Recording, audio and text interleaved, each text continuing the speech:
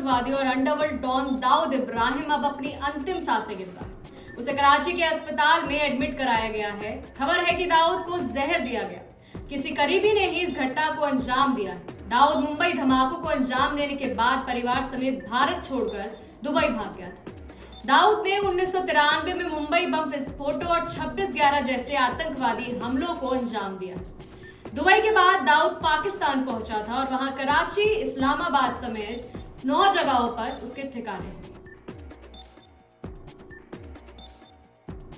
दाऊद का कराची में जिस गली में बंगला है वो नो ट्राइपस जोन है और वहां पर पाकिस्तानी रेंजर्स का कड़ा पहरा है। दाऊद को आईएसआई का भी संरक्षण प्राप्त है। अमेरिका ने भी उसे आतंकी घोषित कर रखा है। दाऊद 5 भाई बहन। मुंबई ब्लास्ट के बाद 2 भाई अनीस इब्राहिम और नूरा इब्राहिम दाऊद के साथ दुबई भाग गए थे। दाऊद ने पाकिस्तान में पठान महिला से दूसरा निकाह किया है। दाऊद के 4 बच्चे हैं। वो पत्नी और बच्चों के साथ रातों रात भारत से फरार हुआ था। फिलहाल दाऊद की पत्नी महजबीन अपने देवर अनीस के साथ मिलकर काला कारोबार चला रही है। जानेंगे दाऊद के गुनाहों की उस रात के बारे में, लेकिन उससे पहले स्वागत करते हैं आपका G-Min 24 के डिजिटल प्लेटफॉर्म पे। एस हसन जैदी की किताब डोंगरी टू दुबई के मुताबिक बात 1986 की है। पुलिस को दाऊद की तलाश थी। दाऊद और महजबीन की शादी के 15 दिन बाद ही अंडरवर्ल्ड के सदस्यों पर लगाम कसना शुरू कर दिया था। दाऊद समझ चुका था कि अब मुंबई में रह पाना मुश्किल है। एक दिन क्राइम ब्रांच की टीम ने आधी रात डी कंपनी के मुख्यालय मुसाफिर खाना में छापेमारी की। पुलिस अधिकारी इस 2 मंजिला इमारत में सन्नाटेदार खामोशी देखकर हैरान थे। इस इमारत के लोग कभी सोते नहीं थे, खासतौर पर ग्राउंड फ्लोर के लोग, जिसमें दाऊद का आलिशान ऑफिस था। क्राइम ब्रांच ने एक कमरे का कोना कोना तलाशा। पुलिस उस रात सिर्फ दाऊद के चचेरे ममेरे भाइयों को और उसके गुर्गों को ही गिरफ्तार कर पाई। पुलिस कमिश्नर DS सोमन ने दाऊद को पकड़ने के लिए फौरन वारंट जारी किया था। ऑपरेशन पूरी तरह सीक्रेट था। सोमन ने दाऊद पर नकेल कसने के लिए पुलिस को खाली छूट दे रखी थी, लेकिन दाऊद एक कदम आगे निकला। उसने परिवार समेत भारत छोड़ने का फैसला किया और रातों रात गायब हो गया। जब सोमन को बताया गया कि दाऊद पिंजरे से उड़ गया है तो वो भी हैरान थे। यकीन नहीं कर पा रहे थे कि पुलिस के भीतर भी दाऊद का इस कदर चाक चौबंद नेटवर्क है। पुलिस अधिकारियों को आमने सामने बैठाकर पूछताछ की गई तो पता चला कि दफ्तर पहुंचने से 10 मिनट पहले ही दाऊद के पास फोन पहुंच गया था। उसी 10 मिनट में वो रफू चक्कर हो गया। पुलिस कमिश्नर ने मंत्रालय के एक राजनेता से भी इस अभियान की सहमति ली थी। राजनेता ने कहा था कि दाऊद को जिंदा पकड़ा जाए। बाद में पुलिस को नेता से बातचीत पर ही शक हुआ। बाद में पता चला कि दाऊद बिना पासपोर्ट के दुबई पहुंचा था। उसका पासपोर्ट क्राइम ब्रांच ने जब्त कर लिया था।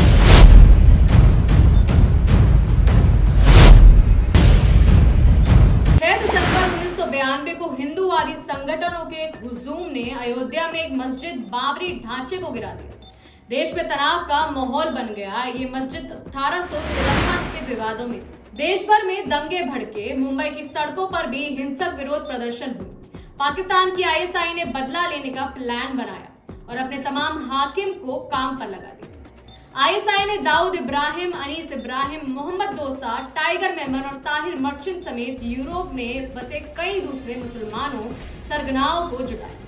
फिलिस्तीन मुक्ति संगठन, अफगान मुजाहिदीन और दुबई में बसे कई सारे संपत्तिशालियों को जिम्मेदारियां दी। आईएसआई तत्काल हमला करना चाहती थी ताकि उसे बाबरी मस्जिद के बदले से जोड़कर देखा जाए। वो मुंबई के नौजवानों को ऑपरेशन में शामिल करना चाहते थे ताकि इसमें किसी तरह का पाकिस्तान कनेक्शन ना दिखाए। ऑपरेशन को लीड करने की जिम्मेदारी टाइगर मेमन और मोहम्मद दोसा को दी गई।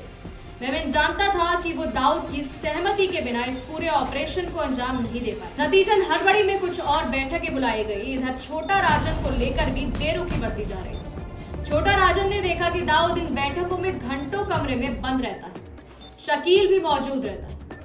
बाद में दाऊद ने साधन मुहैया कराने के लिए टाइगर को अपनी रजामंदी दे दी। बाबरी मस्जिद विध्वंस के ठीक 1 महीने बाद 3 हिंदुस्तानी युवाओं को हवाई जहाज से पाकिस्तानी भेजा गया। वहां गोलीबारी से लेकर RDX बिछाने तक की ट्रेनिंग दी गई। बाद में दुबई में गोपनीयता की शपथ दिलाई गई। 1985 के बाद दाऊद इब्राहिम की पहली तस्वीर 2016 में सामने आई, जिसमें वो पूरा दिखाई दे रहा था। इसके बाद दाऊद का कोई तस्वीर पब्लिक डोमेन में नहीं आया। 12 मार्च 1993 को मुंबई में 13 जगह ब्लास्ट हुए थे। इसमें करीब 257 लोगों की मौत हुई थी और 700 लोग गंभीर रूप से जख्मी हुए थे। इस घटना के बाद उसने भारत से भागकर पहले गल्फ देशों में फिर पाकिस्तान में जाकर पनाह ली। पाकिस्तान के कराची में अपना ठिकाना बनाया और परिवार के साथ वहीं रहता है। एस हुसैन जैदी की किताब डोंगरी टू दुबई तक में भी दाऊद के कई नामों के होने का दावा किया गया। मुंबई अंडरवर्ल्ड में शुरुआती दौर में से उसे मुच्छड़ के नाम से भी जाना जाता था। इसकी वजह उसकी मोटी और घनी मूछें थी, लेकिन भारत से भागने के बाद वो लगातार अपना नाम और पहचान बदलता रहा। कहा जाता है कि हुलिया बदलने के लिए उसने कई बार अपने चेहरे की सर्जरी भी कराई। पाकिस्तान में बसा तो नाम भी बदल लिया। उसके बनावटी नामों में से एक नाम शेख दाऊद हुसैन भी है। ये नाम पाकिस्तान में उसकी पहचान है। इसके अलावा कुछ लोग उसे डेविड या भाई भी कहकर बुलाते हैं। भारत में मौजूद लोगों को जब वो फोन करता है तो हाजी साहब या अमीर साहब के नाम से पहचान कराई जाती है। पाकिस्तान में उसके ठिकानों की हर एक हकीकत भारत के सामने आ चुकी है। भारत सरकार ने पाकिस्तान को जो डोजियर सौंपा है उसमें उसके तमाम ठिकानों का जिक्र है। दाऊद इब्राहिम के पिता एक पुलिस कांस्टेबल थे, जबकि दाऊद अपराध और उगाही का इंटरनेशनल नेटवर्क यानी डी कंपनी चलाता है। दाऊद का भाई अनीस इब्राहिम उसकी डी कंपनी को चलाने में मदद करता है। दाऊद का एक भाई इकबाल कास्कर मुंबई में अपनी वाइफ और अपने 3 बच्चों के साथ रहता है। उस पर 2011 में जानलेवा हमला हुआ था। एस हुसैन जैदी की किताब डोंगरी टू दुबई के मुताबिक मुंबई के पास स्थित डोंगरी इलाके को गैर कानूनी काम और अराजकता के लिए जाना जाता है। हाजी मस्तान, करीम लाला और वासु दादा सरीखे माफिया भी यहाँ से निकले। उसी डोंगरी से दाऊद निकला।